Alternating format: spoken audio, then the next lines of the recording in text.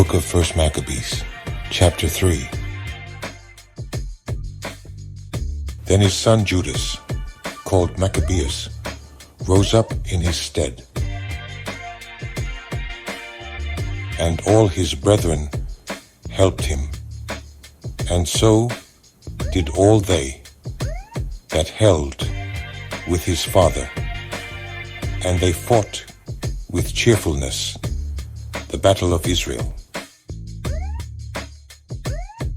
So he gat his people great honor, and put on a breastplate as a giant, and girt his warlike harness about him, and he made battles, protecting the host with his sword.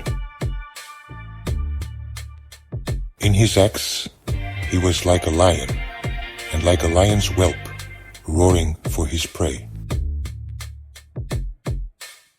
For he pursued the wicked, and sought them out, and burnt up those that vexed his people.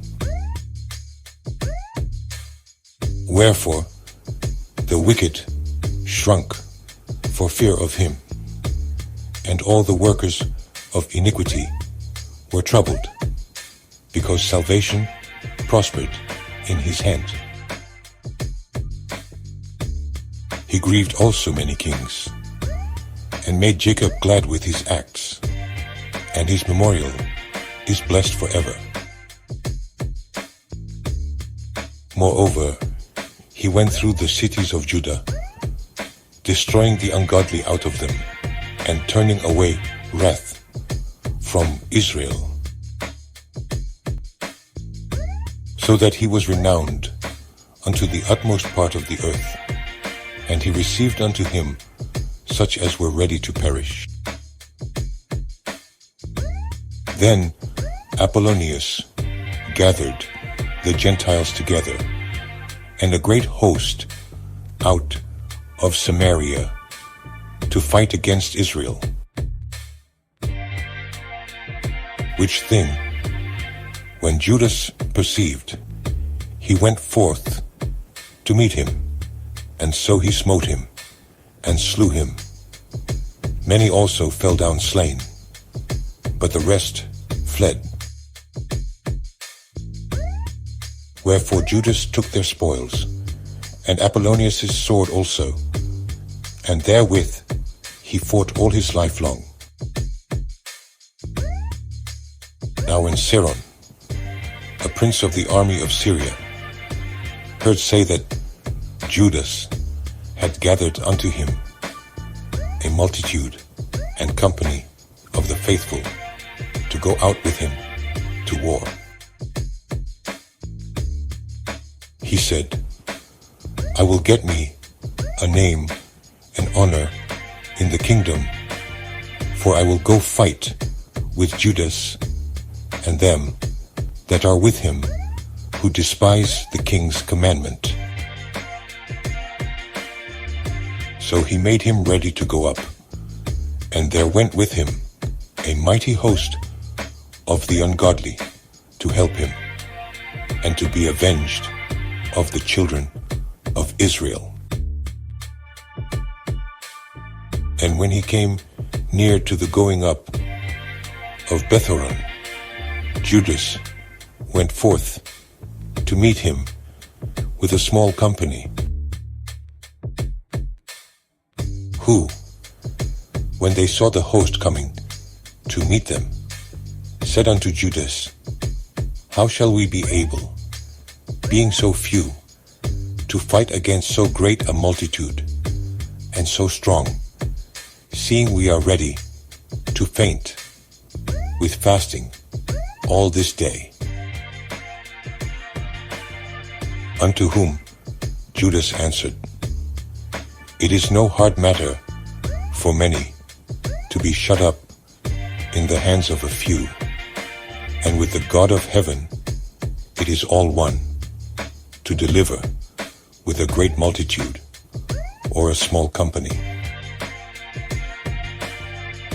For the victory of battle standeth not in the multitude of an host, but strength cometh from heaven.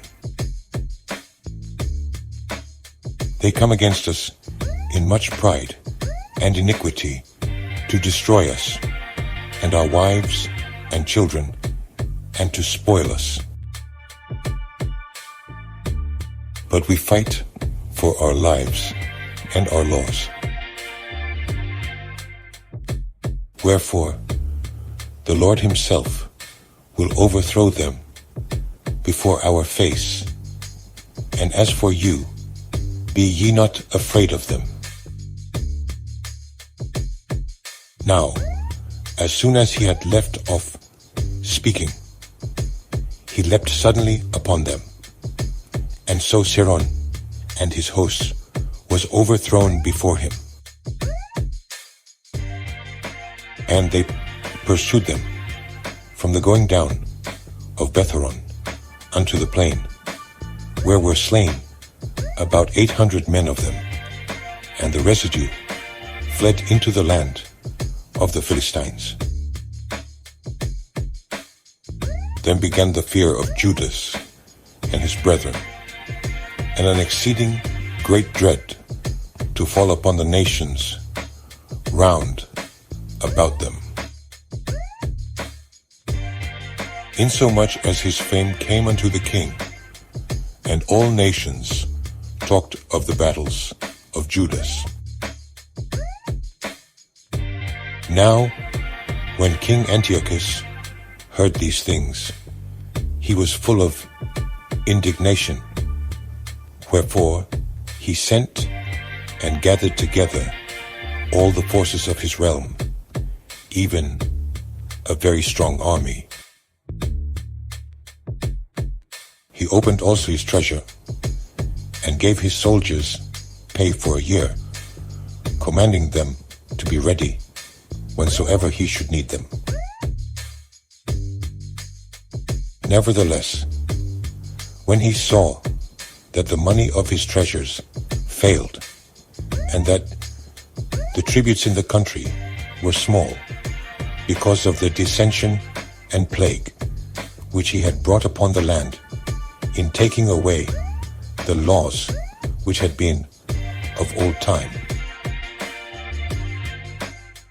he feared that he should not be able to bear the charges any longer, nor to have such gifts to give so liberally as he did before, for he had abounded above the kings that were before him.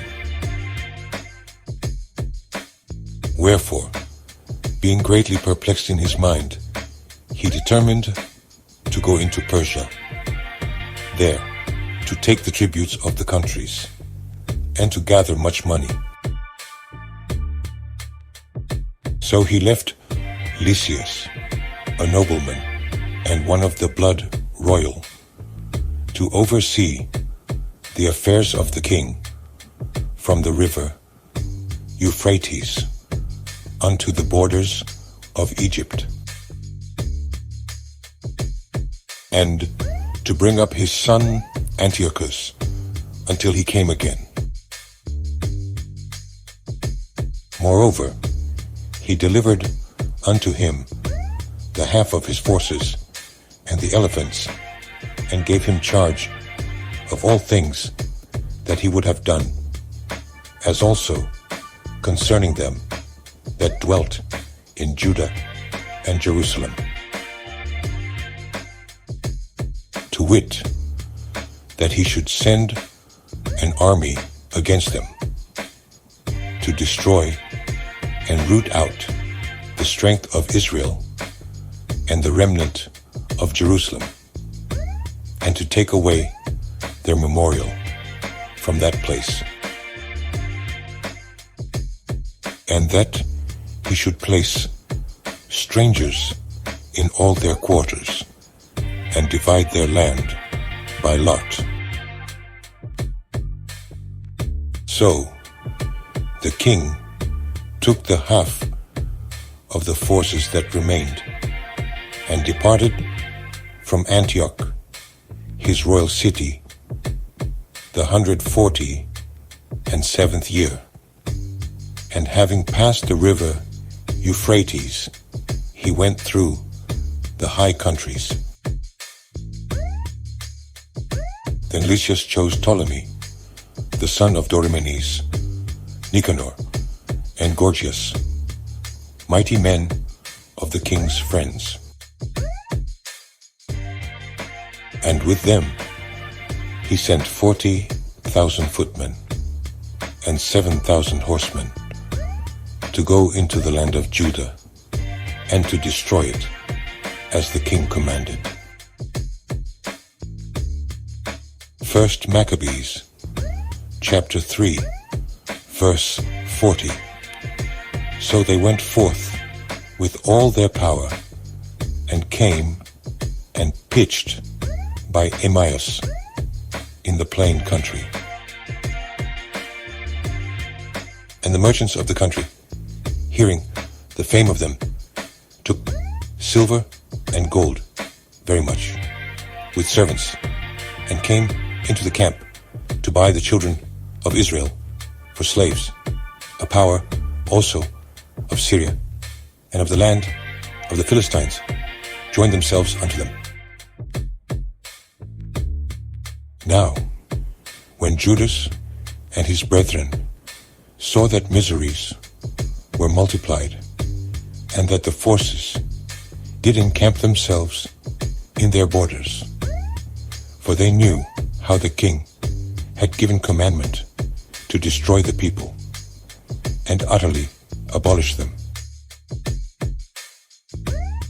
They said one to another, "Let us restore the decayed fortune of our people, and let us fight for our people and the sanctuary." Then was the congregation gathered together, that they might be ready for battle, and that they might pray and ask mercy and compassion. Now, Jerusalem lay void as a wilderness.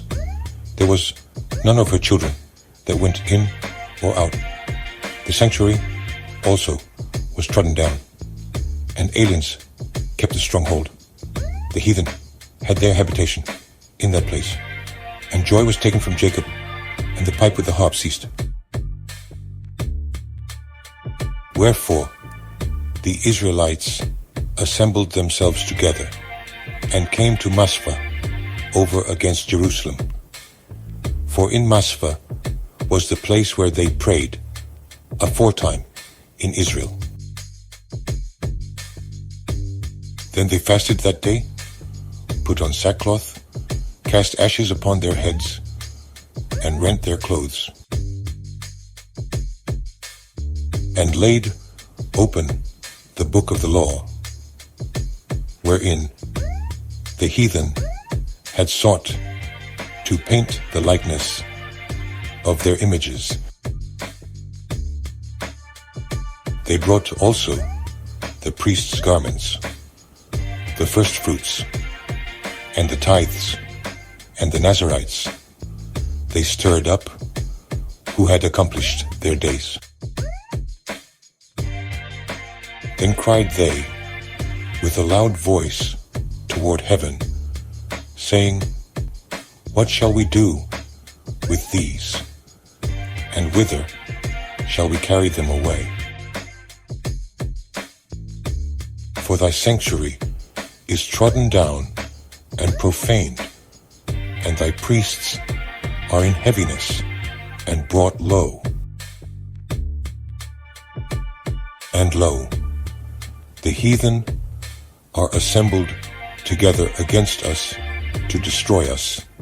What things they imagine against us, thou knowest. How shall we be able to stand against them, except thou, O God, be our help? Then sounded they with trumpets, and cried with a loud voice. And after this, Judas ordained captains over the people, even captains over thousands, and over hundreds, and over fifties, and over tens. But as for such as were building houses, or had betrothed wives, or were planting vineyards, or were fearful, those he commanded that they should return, every man to his own house, according to the law. So the camp removed, and pitched upon the south side of Emmaus. And Judas said, Arm yourselves, and be valiant men, and see that ye be in readiness against the morning, that ye may fight with these nations that are assembled together against us to destroy us and our sanctuary. For it is better for us to die in battle than to behold the calamities of our people and our sanctuary. Nevertheless, as the will of God is in heaven, so let him do.